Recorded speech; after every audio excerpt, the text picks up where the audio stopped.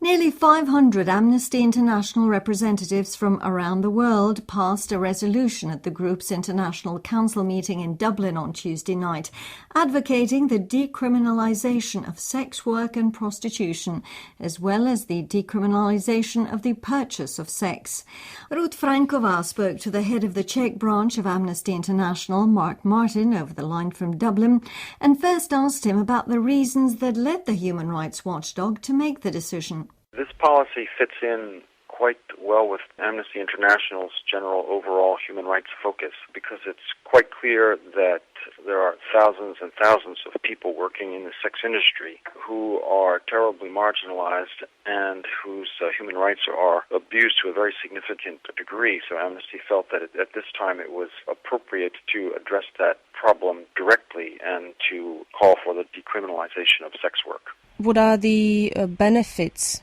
of decriminalising prostitution? There are essentially three models that have been adopted by states around the world. The first is the abolitionist model, in which it's completely illegal, and then there's the so-called Nordic model, in which, for the most part, it's the seller whose services have been decriminalized, and then there's the newer decriminalization model that Amnesty is proposing. And we feel that it's necessary in many cases to remove the stigma that's attached with this work, and that in fact doing so and removing the illegality of the buying and selling of sexual services will in fact create an environment that's much easier to regulate, that it will be far easier